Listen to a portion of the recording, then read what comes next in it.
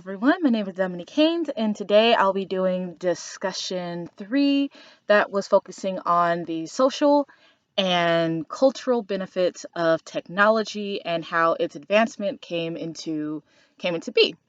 So I'm gonna be, if I'm looking over here, I'm looking at my notes to make sure that I'm staying focused on what I want to talk about. Well, as we all know, with technology as it's advanced in the current years, um, we first started off with the telegraph. As we all know from previous chapters, the telegraph basically was running tubes and cables so that news information could be sent to newspapers so that they could send information during World War One, the Civil War, and so on and so forth. Well, since that introduction to the telegraph, there's been a wave of technological advances, which include the creation of the phonograph, which, of course, when you go into chapter, I believe it is 18, either 18 or 19, was talking about the entertainment industry, where the phonograph basically helps jumpstart the recording studios and how we today have learned to record music, but also the introduction of the radio and the television and cameras and the so forth has benefited society in a variety of ways, socially and culturally. In the social sphere of everything, the technological advances has brought individuals more together. Now, in cases like even in this class and in today's time, it is quite honestly very easy for us to access social media and interact with people all around the world, all around the country, and through that is the technology that we have now, such as how I'm recording this video through my laptop, how when we have to turn in our assignment, we have to go to YouTube, and also social networking sites such as Twitter, Instagram, Facebook, Snapchat, LinkedIn, etc., and etc. So, technology really has created a bigger social sphere for everyone and has really brought people together in different communities. When it's in the chapter, when it talks about the entertainment industry, there's the whole thing about superheroes and comic books and video games. In today's time, like for example, during this entire pandemic, I've been playing Animal Crossing. And Animal Crossing on Twitter, Instagram, Facebook is one of the most popular games on the Nintendo Switch right now. And I use that as an example because with the Switch and on when we're using online, I'm able to access not only friends who are nearby, but also people all around the world and all around the country can just come to my little city, pick peaches, plant things, steal things.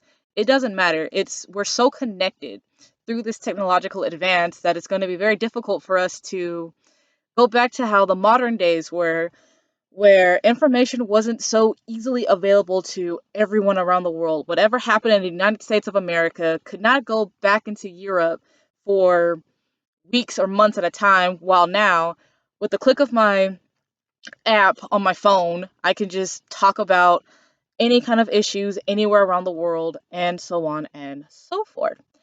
So, um, as an example, I put in my notes was a person from South Korea can have access and information to a person in the United States through the use of their smartphones and computer screens. And the same can be said for other countries. Like India can bring up Indian issues such as what's ever going on in India and Hong Kong. And even news stations can just get information from Twitter or Facebook and display whatever they need to and give it to the people who need to know. So, through the resources to access articles and information about different topics or interests, individuals can expand communities that can be accessed around the world and through pop culture, as I said earlier with the example of Animal Crossing, communities that used to be separate from the world are now closer together. And that's just socially. We're social butterflies, that's the main thing.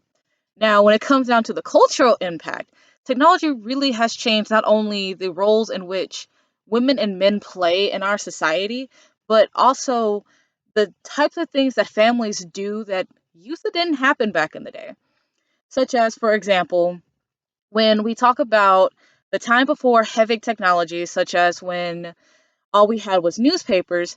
In a cultural sense, the men and women had specific gender roles. The men went out to work, the women stayed at home with the kids. The kids went to school, or they worked in the farms, or they worked wherever they could work before things started to change. Now, when we started introducing the newspaper, a little bit of culture changed. Usually, it would be Sundays, you'd go to church, and that would be time for rest and being with families.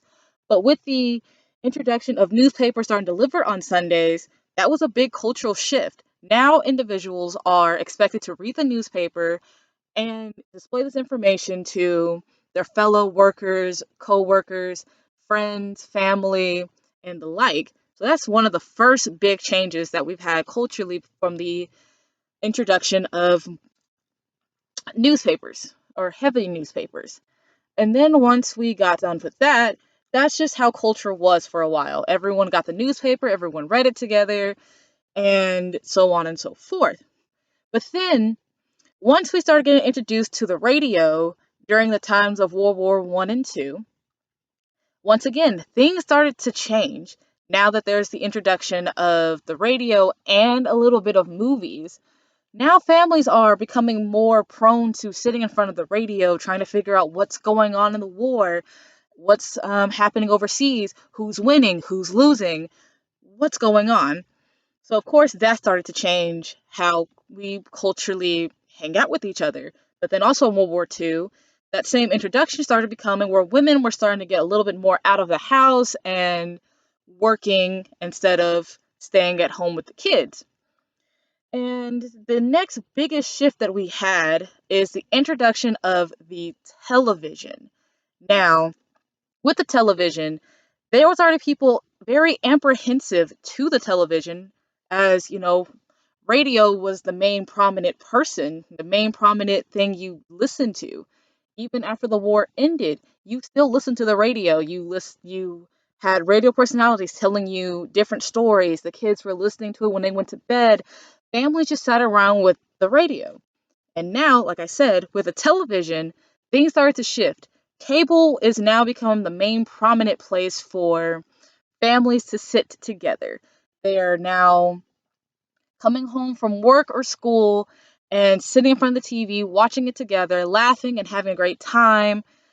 And the best thing to talk about that would be in the same thing about the entertainment and how very much companies were very apprehensive to go towards television and trying to shut down television because we're losing our audience. But of course, once radio and television started to really adapt and mold into each other, it became easier for companies to feel okay about it. And of course, as of today, that's still very common. It's still very common for people to still sit around with their families watching TV and, watching cable, watching their favorite shows, watching what they want to watch. However, another big competition is still raising its head because now people are not really watching cable anymore because of the access to the internet. Now people are watching things on their computers, on their phones, and doing things like that. So, of course, with new technology, there's going to be some apprehension, which does bring me to my conclusion about what is happening when a new media form comes in. How does it impact society? Well, as I said, many people are very apprehensive to the first forms of the new media. And the best example for that is how traditional media did not really want to be a part of the new media, which is social media and the internet as of right now. There are still discussions about which one still is superior, traditional media or the new media. And with that, with the new medias coming in and impacting things, traditional media have to now adapt to it. So I guess my opinion on what society does, I feel like, is they're first apprehensive. They don't want to do it. They believe that life is simpler with their form of media than the one they have now.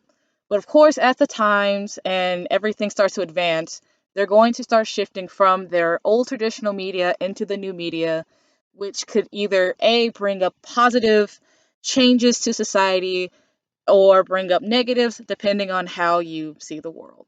So I want to thank you guys for listening, and I hope you all have a wonderful day and it's being safe. And I'm so happy that I was a part of this class. Bye.